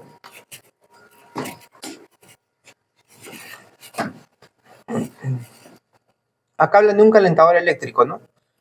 Te dan el potencial y te dan la resistencia, ¿no? De un material nicromo, ¿no? Bueno, si está el potencial, la corriente es simplemente ley de Ohm, ¿no? Bueno, la relación de voltaje y corriente, ¿no? Y la potencia I cuadrado R, ¿no? Y ya está, ¿no? ¿Qué pasaría, dice, si accidentalmente el calentador se conectara a una fuente de 240? ¿Qué pasaría? Simplemente acá habría más, ¿no? La corriente entonces aumentaría, ¿no? Y si la corriente aumenta, la potencia se multiplica por... ¿Qué pasa si el voltaje, perdón, el voltaje se duplica? La corriente se duplica, ¿sí o no? Pero acá hay un cuadrado, o sea, se multiplica por 4, ¿no? ¿No? Entonces, si tú tienes una máquina, por ejemplo, que funciona a 120 volts, por ejemplo, una máquina para cortarse el cabello, por ejemplo, ¿no?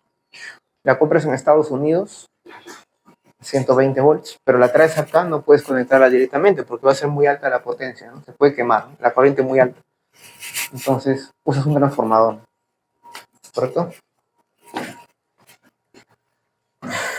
Bien.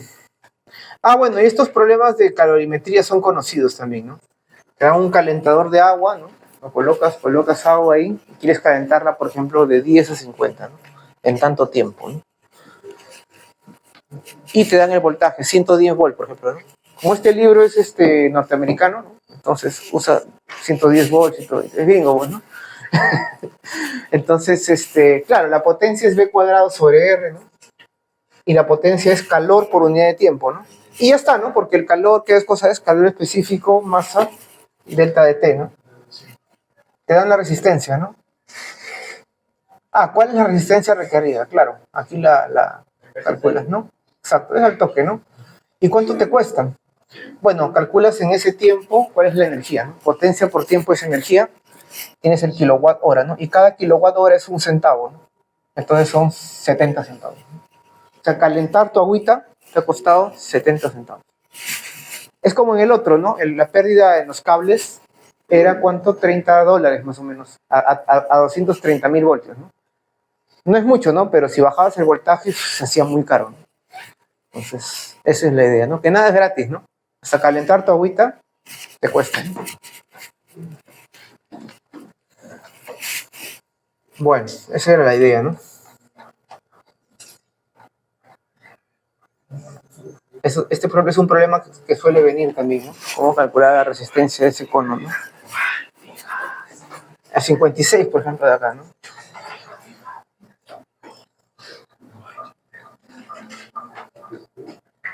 Bueno, ya entra ahí el capítulo de circuitos de corriente directa, ¿no? Bueno, sí. ¿Alguna consulta, por favor? En el circuito que se ordenaba de acuerdo a su corriente, ¿no? En la que he explicado. ¿En cuál, perdón? Había una que era el circuito que se ordenaba de acuerdo a la corriente, ¿no? Y dijo que como los voltajes son iguales, o sea, a mayor potencia, mayor corriente, claro. Mayor potencia, mayor corriente. Sí. Pero ¿y la resistencia? O sea, la resistencia en el que... No, lo que pasa es que estamos usando esta fórmula. Nos piden ordenar por corriente, V por I. Claro. El foco más potente, dado que el voltaje es el mismo, es el que tiene mayor corriente. De esta fórmula nada más. ¿Y el que tiene menor corriente qué sería? ¿Qué tipo de foco sería? Nada. Uno es el más potente, ¿no? Y el otro sería el menos potente. O sea, el más impotente.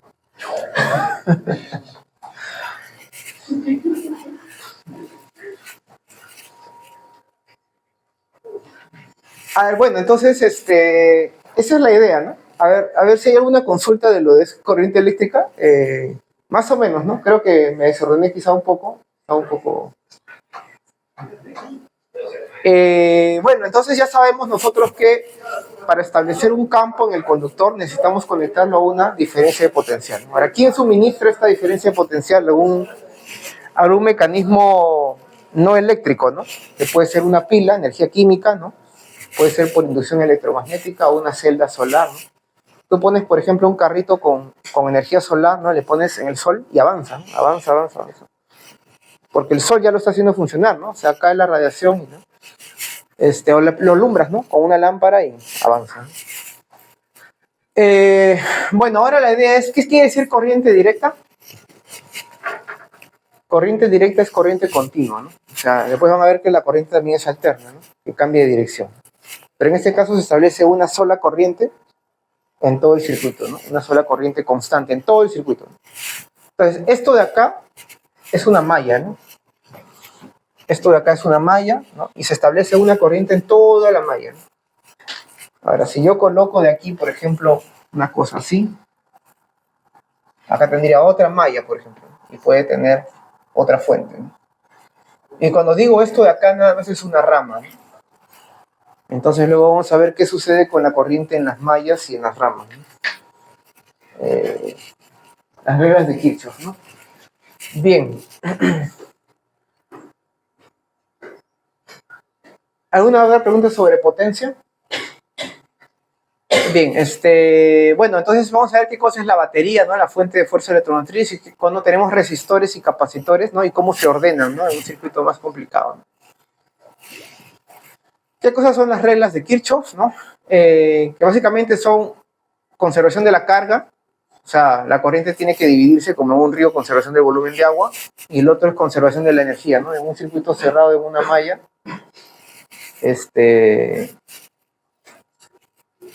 como regresas al mismo punto, el cambio de energía es cero, ¿no? Y bueno, se asume corrientes en estado estacionario, ¿no? Corriente directa por eso, ¿no? Corrientes constantes en dirección y magnitud, ¿no? Claro, para el circuito RC van a ver que la corriente inicialmente va a depender del tiempo hasta que, ¿no? Ahí va a haber una condición, una cosa que se analiza, se entiende mejor luego en el electromagnetismo, ¿no? Pero por ahora se asumen corrientes en una sola dirección, ¿no? Y constantes. O sea, ya cuando se estabilizó la corriente estacionaria, ¿no? Bien. Y luego que esos son los medidores, ¿no? Cómo funciona el amperímetro, cómo funciona el voltímetro, ¿no? Y hay una parte, un capítulo sobre, bueno, un poco de cómo funciona en la casa los circuitos para lo que es seguridad, ¿no? Bien, entonces vamos a ver lo que es la fuerza electromotriz, ¿no?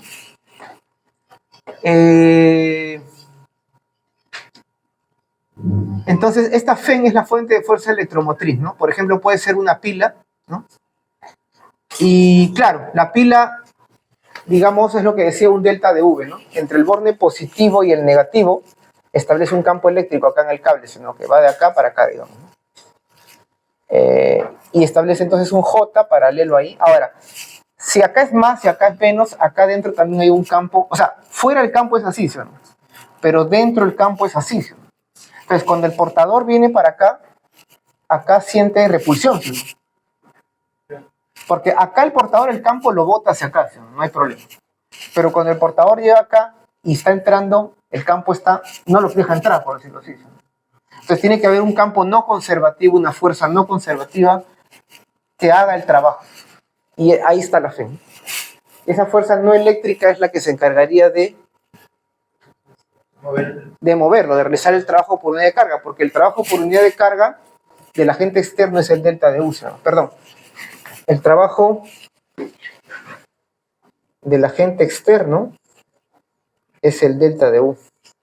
Entonces, para que gane energía, el agente externo tiene que hacer un trabajo positivo, ¿sí? Entonces, ¿qué sucede? Sucede de que... A ver, vamos a ver. Aquí tenemos el borde negativo y aquí tenemos el borde positivo. Claro, o sea, de acá afuera del cable no hay problema. El portador se mueve en esta dirección. Pero cuando está acá, el campo va hacia acá. Entonces, el campo lo mueve en esta dirección, no hay problema. Pero cuando está aquí, el campo va al revés. Entonces, el campo aquí como que no lo dejas, ¿no? Entonces, necesitas una fuerza no conservativa al revés una fuerza externa, por decirlo así, o de un agente externo que haga el trabajo. Ese sería el agente no eléctrico, ¿no? Digamos, ¿no? Y entonces ese es el que permite que gane energía el sistema. Bien.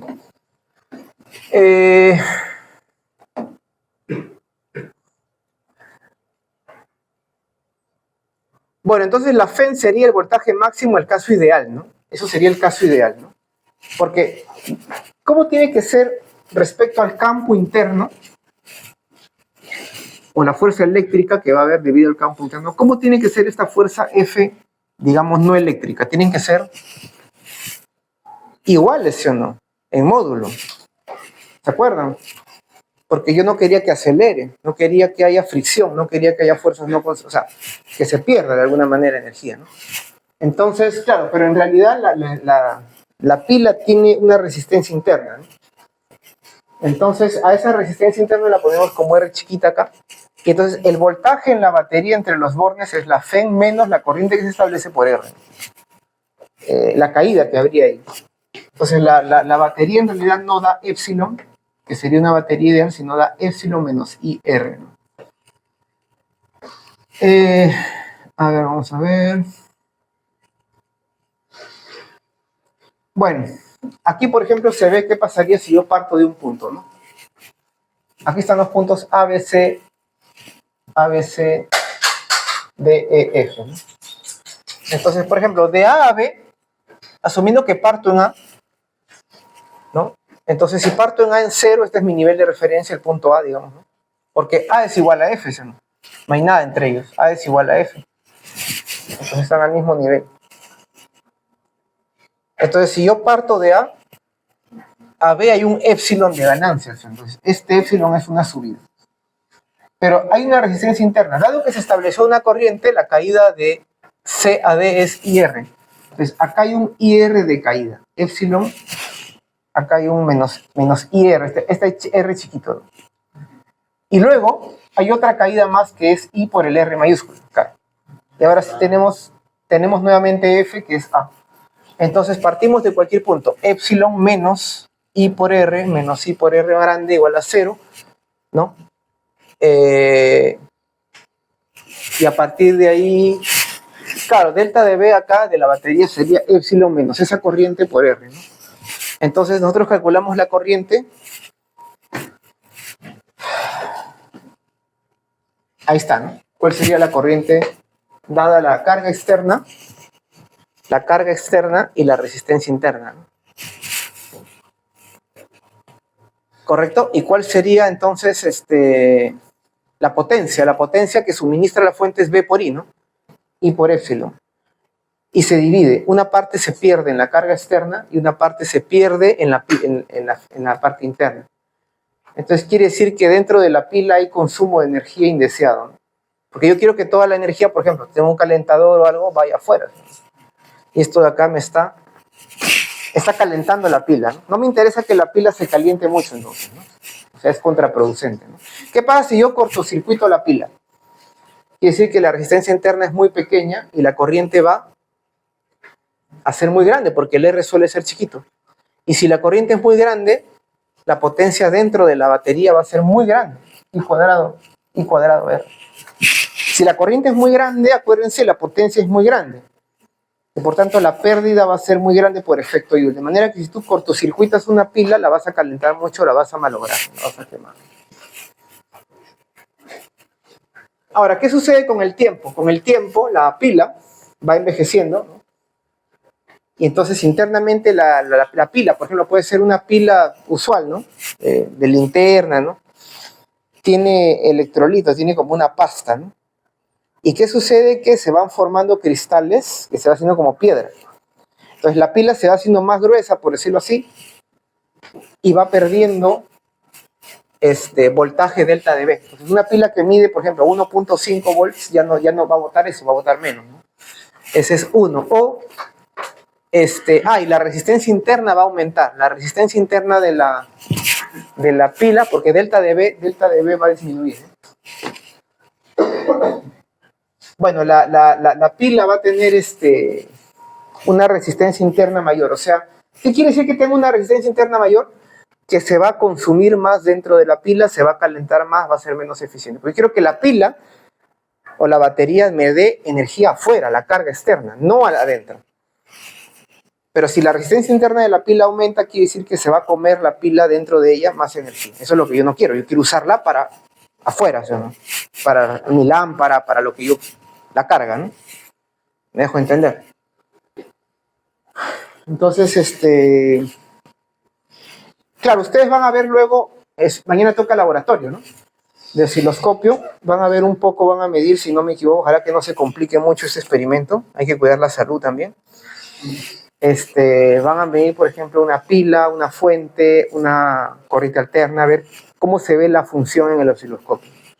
Van a ver que la pila, ahí va a decir tantos volts, pero cuando midan, no va a medir eso, va a marcar menos, porque ya está vieja la pila. Entonces ya se está comiendo mucho la resistencia interna que ha aumentado porque está vieja, ¿no? O una pila, por ejemplo, un celular también. Bueno, si el celular, hay pilas que, una batería de litio, ¿no? O sea, el litio es el oro blanco, ¿no? O sea, el litio es el ion que permite dentro de la pila los conductores, ¿no? Entonces, ¿qué sucede? De que la batería, perdón, internamente, ¿no? Se forman cristales y se hinchan, ¿no? ¿Han visto que se hinchan las pilas de la batería del celular, ¿no? Y es peligroso, ¿por qué? Porque aparte de que se calienta mucho porque la resistencia interna aumenta, ¿no? Se forman cristales, por decirlo así, ¿no? ¿Qué va a pasar? Como aumenta mucho la resistencia interna, las dejan conectadas ahí. ¿Qué pasa cuando hay mucha resistencia interna? Aumenta la corriente dentro digamos, de la pila, de la batería, ¿no? No me interesa que la batería se caliente mucho por dentro, ¿no? Porque se puede incendiar, ¿no? Se puede quemar, ¿no? Entonces es peligroso tener baterías muy antiguas que están hinchadas, ¿no? Bueno, hay un laboratorio también de fuerza electromotriz, si no me equivoco, ¿no? Que buscan medir directamente la FEN, ¿no? Extrapolando, ¿no? Porque no puedo medir directamente FEN. Porque tendría que tener una corriente cero para medirla, y no puedo. O sea, siempre hay una resistencia interna y bueno, es algo que es parte del sistema, como digo, no ideal, ¿no? No ideal porque siempre hay una pérdida interna debido a que, claro, para poder tener una pila tiene que haber un agente externo no eléctrico que es el que genera esta fuente de fuerza electromotriz.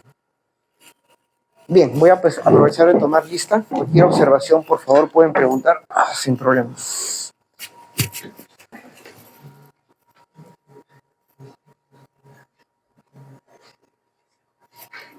Vamos a ver.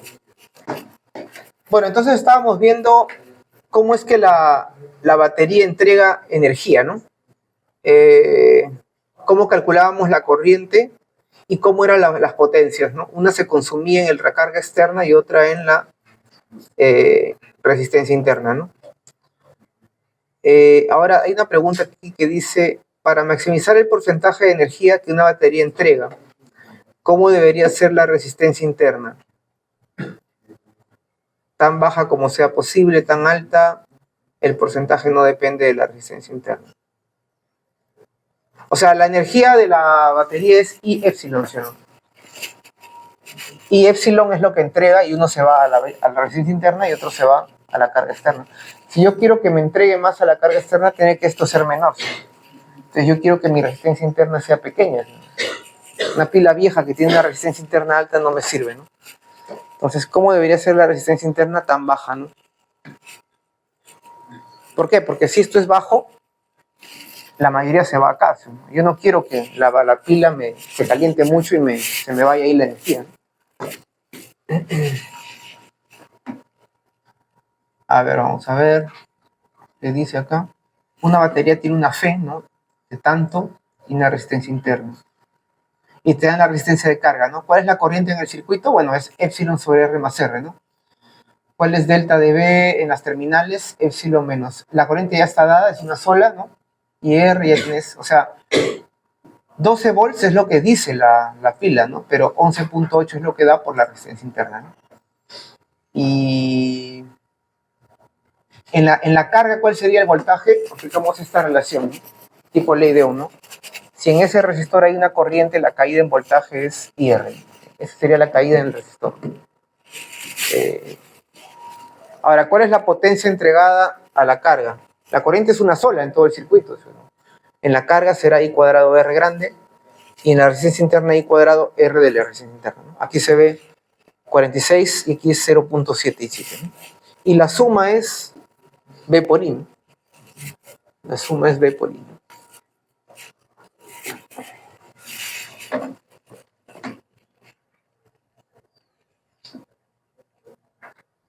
¿Está bien?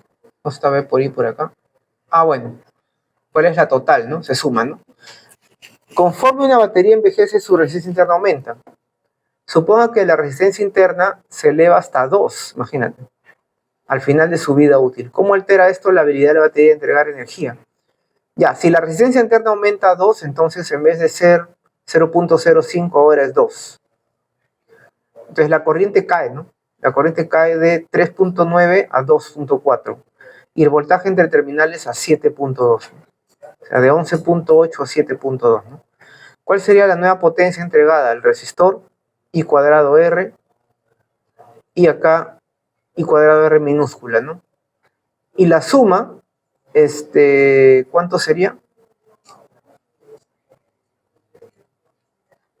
Si la corriente cae y el épsilon se supone que es el mismo, entonces la potencia va a aumentar o va a disminuir. La potencia total. La potencia va a ser épsilon por I, ¿no? Pero la corriente cae y el épsilon es el mismo. Entonces la potencia que entrega la batería también cae, ¿no? ¿Correcto? Entonces, dadas las corrientes, tenemos I cuadrado R, bueno. Claro, ahora en vez de entregar 46 watts, entrega 17, ¿no? Y sin embargo, en la resistencia de la pila aumenta, ¿no? En vez de perderse esto, se pierde más, ¿no? O sea, es menos eficiente, ¿no? Pierde mucho, ¿no? El voltaje entre los terminales solo es 60% de la FEN.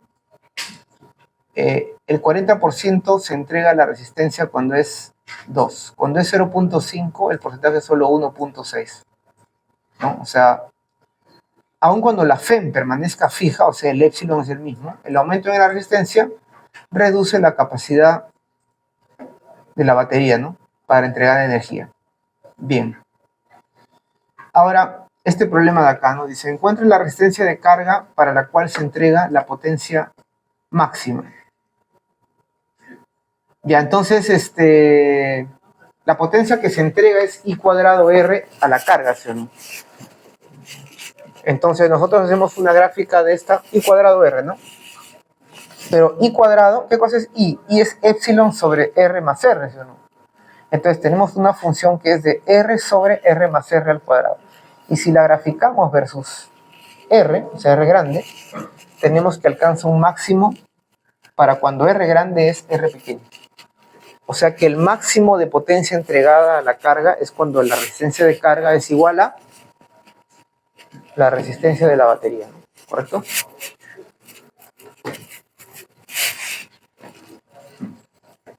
Entonces, ¿qué sucede aquí? Piensa en variar la resistencia de carga de la figura, bueno, de la figura que se vio antes, ¿no? Que es esta de acá, ¿no? Es lo que estábamos viendo, las caídas, la pérdida en la resistencia interna, ¿no? Cuando R es grande y hay muy poca corriente, ¿no? Cuando R es grande, ¿no? Aquí, por ejemplo, R es muy grande, hay muy poca corriente, de modo que I cuadrado R se entrega al resistor, que se entrega al resistor de carga es pequeña, ¿no? Claro, el I cuadrado por R es pequeña, ¿no?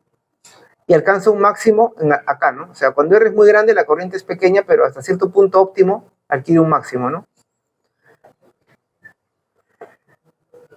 Cuando R es pequeña, la corriente es grande y hay una pérdida de potencia. Claro, acá nuevamente vuelve a ser pequeña, ¿no?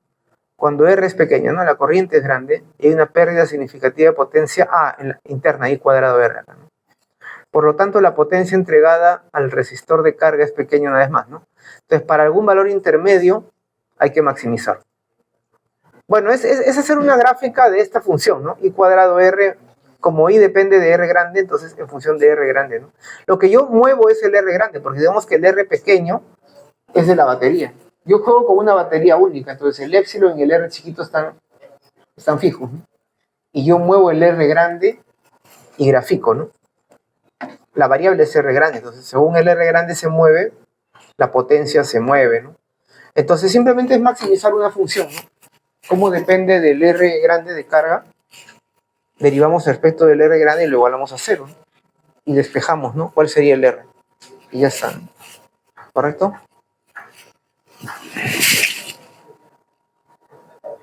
¿Y cuál sería ese valor máximo? Nada, simplemente reemplazar aquí, ¿no? Cuando R es R, entonces aquí sería 2 y aparece un 4, ¿no? Exactamente, esa sería la potencia máxima entregada cuando la resistencia de carga es igual a la resistencia externa, ¿no? Luego viene entonces la asociación de resistores, ¿no? Así como se había asociado, se había mencionado los capacitores, ¿no? En serie y en paralelo, en este caso se va a asociar este elemento de circuito que es el resistor, ¿no? Entonces, cuando hay una corriente, ¿no? La corriente acá digamos, ¿no? En este delta de V gana energía, ¿no? La carga, hay un delta de V positivo, pero cuando la corriente atraviesa una resistencia, hay un delta de V negativo, hay una caída. Habíamos mencionado en el caso de los capacitores también en serie, por ejemplo, tenemos acá C1, C2, Q1, de más o menos había una caída, y acá había otra caída, y la suma de las caídas era la subida acá, ¿se acuerdan? Entonces, es análogo, ¿no? En serie, la corriente va a ser una sola, así como en serie, en capacitores, ¿qué cosa hará? Es una sola, la carga, ¿no? Pero es equivalente porque la corriente es carga por unidad de tiempo. O sea, es como si la carga que pasa acá también pasa por acá. Y en paralelo, ¿qué cosa era igual? Los voltajes, ¿no? Todos estos platos estaban al mismo voltaje, ¿correcto? Entonces ahí la carga se sumaba, ¿no? Igual acá en paralelo las corrientes se van a sumar, ¿no? Porque es como en un río, tienen que dividirse. Entonces la suma de las corrientes me da la corriente entrada, digamos, ¿no? Bien. Bueno, entonces en serie, ¿no? Aquí tenemos dos foquitos en serie, ¿no? Las luces antiguas navideñas, ¿no? En serie, ¿no? La corriente tiene que ser una sola, ¿no? Que pasa por todas. Como decir en capacitores, la carga es la misma, claro, la carga en la unidad de tiempo, la corriente es la misma. Bien, entonces la corriente 1 es igual a la corriente 2, es igual a la corriente, ¿no? Perfecto. Y entonces lo asociamos, ¿no? Lo asociamos por un equivalente, ¿no? Digamos, la caída en un resistor sería I1R1, la de otro I2R2 y la suma tiene que ser a la suma del voltaje, ¿no? Y a esta de acá le llamamos la corriente que es una sola por la equivalente, bueno, al equivalente sale la suma, ¿no? Entonces, en serie para resistencias, la resistencia equivalente es la suma, mientras que en serie para capacitores, la equivalente, ¿qué cosa era? La inversa de la suma de las inversas, ¿seguro? Esa es la variante, ¿no? Entonces, claro, en la resistencia equivalente en serie es mayor que cualquiera, ¿no? Lo cual es un hecho de ahí, ¿no? Bien. Si en la figura dice el filamento de un foco falla, el circuito no se complementa. Si un foco de estos vuela, porque se funde, se abre el circuito ahí, ya los demás no. Es como que se abre el circuito, ¿no? Si un dispositivo en serie crea un circuito abierto, todo el dispositivo se malogra, por decirlo así. Se funde el filamento, ¿no? Bueno, el tungsteno, ¿no? Bien. A ver, vamos a ver esta pregunta rápida. Hay un interruptor, ¿no? Dice, cuando se cierra el interruptor de la figura,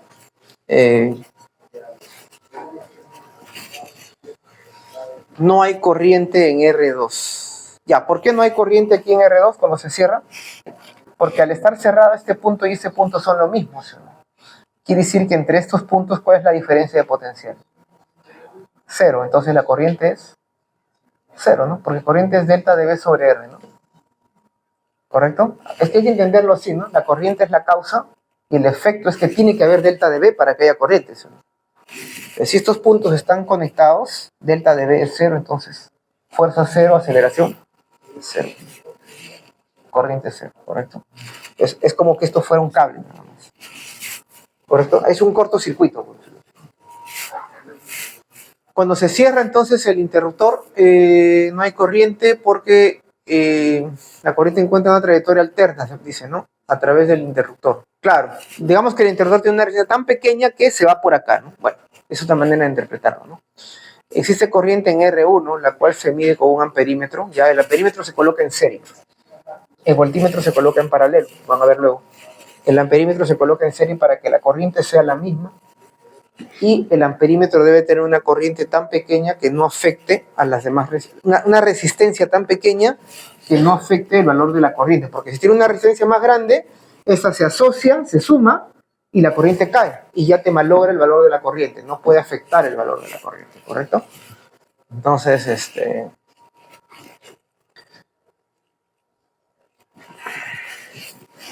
que dice, si se abre el interruptor existe corriente en R2.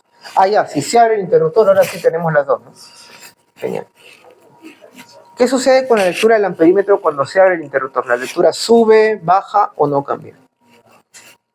Acá se supone que esta batería tiene un voltaje constante, ¿no? Un delta de V, si quieres. O epsilon menos I, el R interno. Bueno, un voltaje constante. Ya, entonces, ¿aquí cuál sería la corriente? V sobre R1, ¿sí? Y aquí las resistencias están en serie o en paralelo. Están en serie porque la corriente va a tener que pasar por los dos, ¿no? Entonces la resistencia aquí es mayor, ¿sí? Si la resistencia es mayor y el voltaje es el mismo, ¿qué pasa con la corriente? Cae, ¿sí? Cae, ¿no? Entonces sería que la lectura baja, ¿no? ¿Correcto? Bien, vamos a ver.